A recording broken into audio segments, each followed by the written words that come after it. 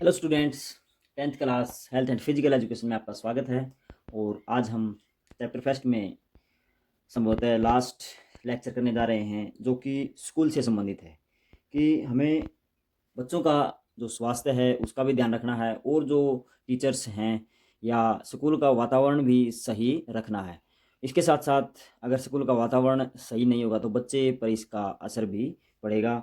तो हमें सबसे पहले तो यही ध्यान रखना है कि अगर हम कोई स्कूल का निर्माण कर रहे हैं, शुरू में स्कूल बनाते समय हमें कौन कौन सी बातें ध्यान में रखकर स्कूल का निर्माण करना चाहिए, और फिर स्कूल बनने के बाद स्कूल को साफ़ सुथरा रखने के तरीके हम जानेंगे। तो आज के लेक्चर में हम इन्हीं बातों पर फोकस रखेंगे। तो सबसे पहला अपना पॉइंट है, टॉपिक है, वो है स्कूल बनाते समय ध्यान देने योग्य बातें। तो जब स्कूल का निर्माण होता है तो हमें हमारे मन में क्या क्या बातें आती हैं कि स्कूल कैसा हो, किस जगह बनाएं। जैसे एक घर बनाते हैं वैसे ही स्कूल के दौरान भी हमें इन बातों का ध्यान रखना होता है।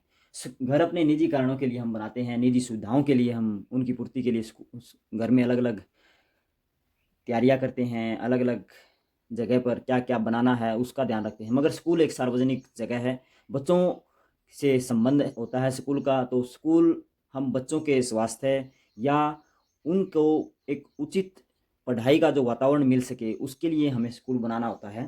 तो सबसे पहले जब बच्चे पढ़ते हैं तो ऐसा माना जाता है कि पढ़ाई के समय कोई भी शोर शराबा, या हम कह सकते हैं कि पढ़ते समय एकांत होना आवश्यक है, क्योंकि एकांत में ही बच्चों का मन लगेगा, सभी अच्छी तरह पढ़ पाएंगे।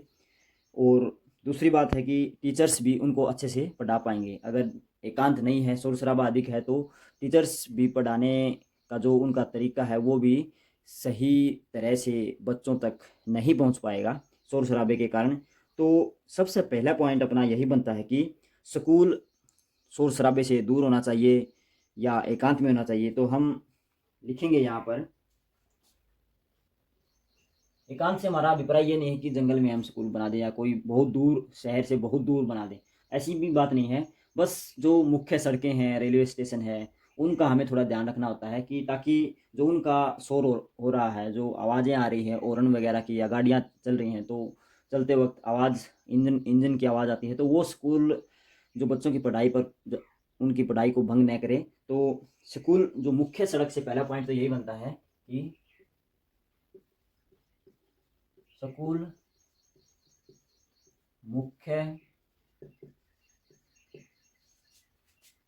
मुख्य सड़क से दूर होना चाहिए। तो स्कूल को अगर हम थोड़ा जो मुख्य सड़कें हैं उनसे थोड़ा दूर रखेंगे तो निश्चित ही सड़क पर चलने वाले जो वाहन हैं वो स्कूल की बच्चों की पढ़ाई में कोई व्यवधान नहीं डालेंगे। तो ये हमारा फर्स्ट कारण हो गया, जो ध्यान देने वाली बात हो गई। नेक्स्ट है नंबर 2 पर कि स्कूल है जो फैक्ट्रियां हैं, कारखाने हैं, या रेलवे स्टेशन हैं, या फिर बस स्टैंड है, उसके आसपास भी नहीं होना चाहिए। तो इसमें हम लिखेंगे स्कूल कारखानों, रेलवे रेलवे स्टेशनों या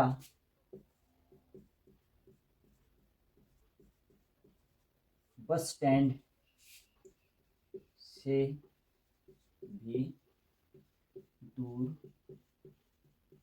होना चाहिए, क्योंकि ये भी स्कूल की जो पढ़ाई होती है उसमें एक प्रकार से बाधा उत्पन्न करने वाले कारक हैं। कारखाने, क्योंकि मशीनें चलती हैं, शोर शराबा होता है। रेलवे स्टेशन, रेलगाड़ी के हॉर्न बहुत तेज़ होते हैं और रेलगाड़ियाँ, मालगाड़ियाँ चलते हुए बहुत आवाज़ करती हैं। या फिर बस स्टैंड, जहाँ पर एक सार्वजनिक स्थल है, बसें आती जाती रहते हैं पूरे दिन। तो ये सभी वो कारक हैं जिससे बच्चों की पढ़ाई पर बहुत असर होता है। तो इनसे हम अगर स्कूल को कुछ दूरी पर बनाएंगे तो निश्चित ही इनकी आवाज़ें, इनका शोर शराबा स्कूल तक प्रभावित नहीं करेगा। फिर है, स्कूल बनाते समय हमें यह ध्यान रखना होता है कि कमरे कैसे बनाएं, या एक स्कूल का डिज़ाइन होता है जिसमें हवा किसी तरफ से भी चल रही हो तो हवा आती रहती है, ताज़ी हवा। तो ऐसा डिज़ाइन हमें बनाना चाहिए। तो काफ़ी स्कूल एल या ई टाइप या एच टाइप बनाए जाते हैं जिसमें हवा पास होती रहती है। तो ऐसे डिज़ाइन के माध्यम से अगर हम स्कूल बनाएंगे तो ज़्यादा फ़ायदा होगा बच्चों को भी, और जो एक स्वस्थ वातावरण हम कह सकते हैं वह बन पाएगा। तो सबसे इम्पोर्टेंट बात यही है कि स्कूल के जो कमरे हैं, स्कूल के कमरे हवादार होने चाहिए। तो स्कूल के जो कमरे हैं उनमें खिड़कियां दरवाजे पर्याप्त होने चाहिए ताकि हवा पास होती रहे, स्वच्छ हवा आती रहे, जिससे बच्चों का मन भी पढ़ाई में लगे और जो एक शारीरिक व्यवधान होता है वो भी पैदा ना हो। क्यों कई बार लाइट का प्रबंध नहीं होता तो बिजली जाने के बाद एक गर्मी का अनुभव होता है गर्मियों में। तो उस कारण भी अगर स्कूल के कमरे अच्छे डिज़ाइन से बनाए गए हैं ताकि उनमें हवा कंटिन्यू एक प्रकार से चलती रहती है तो बच्चों की पढ़ाई लाइट जो जाने के बाद भी अच्छे से होती रहेगी। फिर है नंबर 4 पर, हवा के साथ साथ हमें प्रकाश रोशनी की भी आवश्यकता होती है। तो जो स्कूल के कमरे हैं या पूरे स्कूल में रोशनी का प्रबंध भी अच्छे से होना चाहिए। तो हम यहाँ पर लिखेंगे रोशनी का प्रबंध भी अच्छे से होना चाहिए, क्योंकि बिना रोशनी के बच्चे पढ़ नहीं पाएंगे या कम रोशनी के कारण उनकी आंखों पर एक दुष्प्रभाव पड़ेगा। आगे बढ़ते हैं नंबर 5 पर, कि हर स्कूल में खेल का मैदान अनिवार्य होता है। तो यहाँ पर हम लिखेंगे खेल का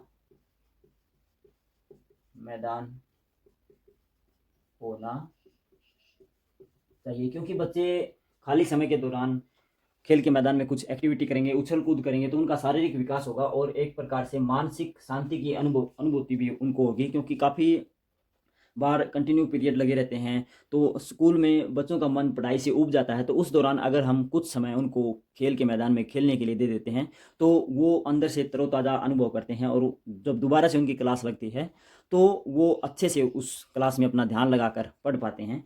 तो खेल का मैदान भी होना ज़रूरी है। अगर खेल का मैदान नहीं है तो कुछ मनोरंजन के साधन एक सीमित स्थान पर होने चाहिए, क्योंकि सीमित स्थान में हम काफ़ी सारे झूले या फिसलने वाले झूले या झूलने वाले या काफ़ी तरह की और एक्टिविटी हम जो उपकरण हैं उनके माध्यम से बच्चों से करवा सकते हैं, जिससे उनका मन खुश खुश हो सकता है और अच्छे से वो पढ़ाई में मन लगाकर ध्यान भी लगाते रहते हैं। तो ये साधन ज़रूरी हैं एक स्वस्थ वातावरण के लिए। बच्चों का मन पढ़ाई से ना भटके तो बीच बीच में हमें ऐसे क्रियाकलाप करने चाहिए जिससे बच्चों का मन भी लगा रहे और उनकी मनोरंजक और शारीरिक एक्टिविटी भी साथ साथ होती रहे। फिर है नंबर 6 पर, कि स्कूल में जब हम स्कूल बनाते हैं तो हमें यह ध्यान ध्यान रखना होता है कि पानी की जो बच्चे पानी पीते हैं वो स्वच्छ हो और साफ हो। गर्मियों में गर्म पानी ना हो, ठंडा हो। तो ऐसी व्यवस्था हमें बनानी चाहिए कि बच्चों को स्वच्छ जल मुहैया हो सके। तो हम यही लिखेंगे कि स्वच्छ पीने के पानी की व्यवस्था। तो स्वच्छ पीने के पानी की व्यवस्था होनी चाहिए, ये हर स्कूल में होती है। अगर नहीं भी है तो वहाँ पर ये हमारी जिम्मेवारी बनती है कि पीने का पानी बच्चों को मिल सके, क्योंकि गर्मियों में पानी पीना बहुत आवश्यक होता है। तो अगर पानी की व्यवस्था नहीं है तो बच्चे काफ़ी परेशान होते हैं, पढ़ाई से वे ऊब जाते हैं और तरह तरह की बातें करने लग जाते हैं। तो यह एक ज़रूरी माध्यम है, एक मूलभूत सुविधा हम कह सकते हैं इसको। नंबर 7 पर, स्कूल में बच्चों के लिए शौचालय होने चाहिए। शौचालय लड़के और लड़कियों के अलग अलग होने चाहिए और उनकी निरंतर सफाई का भी विशेष ध्यान हमें रखना चाहिए। तो स्कूल बनाते समय शौचालय भी उचित व्यवस्था या उचित जगह पर, मेन बिल्डिंग से थोड़ा दूर, या हम कह सकते हैं आजकल एक इकट्ठी बिल्डिंग में स्कूल बनाए जाते हैं, कमरे बनाए जाते हैं। तो उस दौरान हमें उनकी शौचालयों की उचित व्यवस्था करनी चाहिए। तो शौचालय हम यहाँ लिखेंगे शौचालय की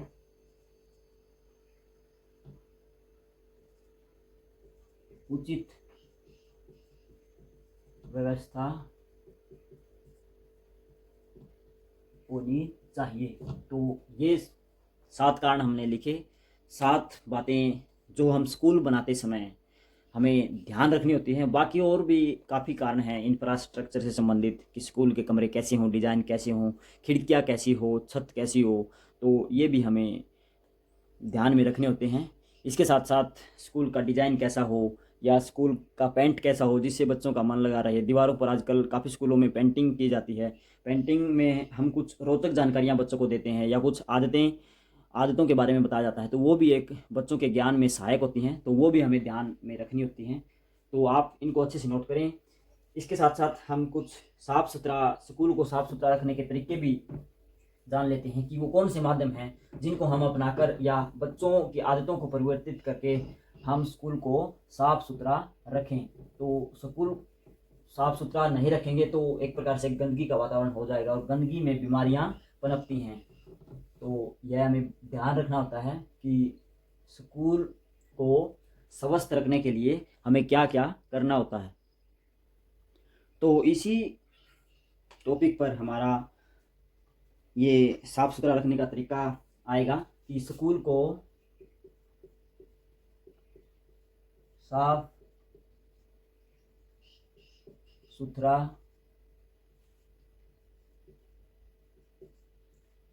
रखने के तरीके। तो तरीकों में हम काफ़ी बातें ध्यान रखते हैं कि रोज़ाना स्कूल की सफाई होनी चाहिए, कूड़ा करकट जो होता है वो इधर उधर न फेंकें, उसको निश्चित जगह पर डालें, डस्टबिनों में ही डालें या इधर उधर न थूकें। तो ये सारी बातें कुल मिलाकर स्कूल को साफ़ सुथरा बनाए रखने में काफ़ी अहम योगदान देती हैं। तो सबसे पहला हमारा पॉइंट यही है कि जो कूड़ा कचरा है या कूड़ा करकट हम बोल देते हैं, कूड़ा करकट वो एक दूसरी जगह ऐसे ही न फेंकें, उसको कूड़ेदान में ही डालें, क्योंकि अगर कूड़ेदान में डालेंगे तो वहाँ जहाँ भी उसका निपटान होना है उसको वहाँ पहुँचा दिया जाएगा। और अगर कूड़ा कचरा हम ऐसे ही बरामदों में, स्कूलों में या बेंचों में, पार्कों में ऐसे डाल देंगे तो वहाँ पर एक गंदगी फैलेगी और वो भद्दा भी लगेगा। तो कूड़ा करकट कूड़ेदान में ही हमें डालना चाहिए। यह हमारी आदत भी होनी चाहिए और एक दूसरे को भी हमें इस बारे में प्रेरित करना चाहिए। नंबर 2 पर हम बात करेंगे कि बच्चे रोज़ स्कूल में पढ़ने आते हैं तो उनके साथ कुछ ना कुछ रेत मिट्टी भी स्कूल में आती रहती है, या स्कूल में काफ़ी छोटे छोटे बच्चे होते हैं, वो अपने कापी किताबों के पेज टुकड़े उनके या और काफ़ी मटेरियल पेंसिल जब उसको पेंसिल को जब खोलते हैं तो उसका जो भी एक प्रकार से हम कह सकते हैं वेस्ट मटेरियल है वो ऐसे ही फर्श पर डाल देते हैं। तो अगर हम उसकी निरंतर सफाई नहीं करेंगे तो वो एक प्रकार से गंदगी दिन प्रतिदिन बढ़ती ही जाएगी। तो हमें रोज़ स्कूल की सफाई करनी चाहिए, कमरों या बेंचों को प्रतिदिन साफ करना चाहिए। तो इसमें यही है कि जो स्कूल के कमरे हैं, कमरों व बेंच हैं, बेंचों को रोज़ साफ करें। तो यह बहुत ज़रूरी है। नंबर 3 पर हम चर्चा करेंगे कि काफ़ी बच्चे होते हैं जो इधर उधर ऐसे ही थूकते रहते हैं, तो ऐसा नहीं करना चाहिए। ये एक भद्दी आदत है, अच्छी आदत नहीं है और इसके साथ साथ यह गंदगी फैलाने वाले भी है या इससे रोग भी फैल सकता है। अगर कोई रोगी है कोई बच्चा तो वह इधर उधर थूकेगा तो उसके जो संक्रामक कीटाणु हैं वो फैलने की संभावना बढ़ जाती है और दूसरे बच्चे भी बीमार हो सकते हैं। तो ऐसा हमें नहीं करना चाहिए। तो इधर उधर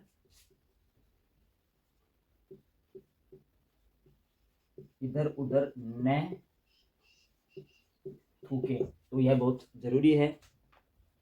फिर है जो भी स्कूल में शौचालय बने हुए हैं उनकी निरंतर अगर हम सफाई नहीं करेंगे तो उनमें गंदगी जमा हो जाएगी। तो यह बहुत ज़रूरी होता है कि उनकी सफाई भी हर रोज़ होनी चाहिए। जो भी क्लीनिंग एजेंट होते हैं, फिनाइल है या आजकल बाज़ार से उनके लिए स्पेशल काफ़ी केमिकल आए हुए हैं, तो उनसे उनकी रोज़ सफाई करनी चाहिए जिससे जो वहाँ कीटाणु है, रोगाणु हैं या मच्छर मक्खी है वो ना फैले। तो शौचालयों शौचालयों की सफाई का विशेष ध्यान रखें। आगे बात करते हैं नंबर 5 पर कि जब बच्चे भोजन करते हैं तो वो अपना जो भोजन के टुकड़े हैं तो वो इधर उधर फेंक देते हैं, तो उनको भी हमें कूड़ेदान में ही डालना चाहिए। वो हमें आदत, एक प्रकार से आदत बनानी चाहिए। तो हम इसमें लिख सकते हैं कि बच्चों को अच्छी आदत के लिए प्रेरित करना। बच्चों को अच्छी आदत के लिए प्रेरित करना। तो यह बहुत ज़रूरी हो जाता है कि बच्चों को अगर हम प्रेरित करेंगे उस ओर, तो निश्चित ही जो स्कूल की गंदगी है या जो कूड़ा कचरा है वो इधर उधर नहीं फैलेगा, और बच्चे एक दूसरे को भी बताएंगे तो निश्चित ही स्कूल का वातावरण सही बना रहेगा। आगे है नंबर 6 पर एक लास्ट टॉपिक है कि स्कूल में पार्क होते हैं या जो भी उपकरण हैं, मनोरंजन के जो भी साधन हैं, उनको हम नुकसान नहीं पहुंचाएंगे तो स्कूल का वातावरण सही रखेगा। अगर हम ऐसे ही पेड़ पौधों के पत्ते तोड़ते रहते हैं, उन पर फूल लगे हुए वो तोड़ते रहते हैं, तो एक प्रकार से वो अच्छा नहीं लगता और इधर उधर गंदगी भी फैलती है। या हम काफ़ी पेड़ पौधे ऐसे होते हैं जिनकी हमें कटिंग भी करनी चाहिए, अगर हम उनकी कटिंग नहीं करेंगे तो वो एक प्रकार से झाड़ लगने लगते हैं। तो निश्चित तरीके से पार्कों की व्यवस्था करनी चाहिए, या जो उपकरण है वो सही होने चाहिए ताकि बच्चों को नुकसान भी ना पहुंचे, और एक वो उपकरण सही तरीके से कार्य करता है तो बच्चे उस पर मनोरंजन अपना कर सकते हैं, तो वो एक अच्छा भी लगता है। तो जो घास के मैदान है वहाँ भी जो घास की कटिंग होती है वो अच्छे से करनी चाहिए। तो ये हम बातें ऐड कर सकते हैं कि स्कूल के मैदान, पार्क व उपकरण सही होने चाहिए। तो ये सब बातें अगर हम स्कूल में अपनाएंगे तो निश्चित ही स्कूल का वातावरण हमें एक सही लगेगा और बच्चे भी उसमें अपना मन लगाकर पढ़ाई कर पाएंगे। तो बच्चों, आप इनको नोट करें, ये एक पूरा पर्सन बन जाता है, 5 नंबर का आता है कई बार बोर्ड एग्ज़ाम में। तो ये एक आसान ही प्रश्न है, ज़्यादा मुश्किल नहीं। अगर आप इसको अच्छे से नोट कर कर याद करेंगे, समझेंगे, अच्छे से पढ़ेंगे तो आप इसको आसानी से याद कर पाएंगे। तो अभी के लिए इतना ही। Thank you.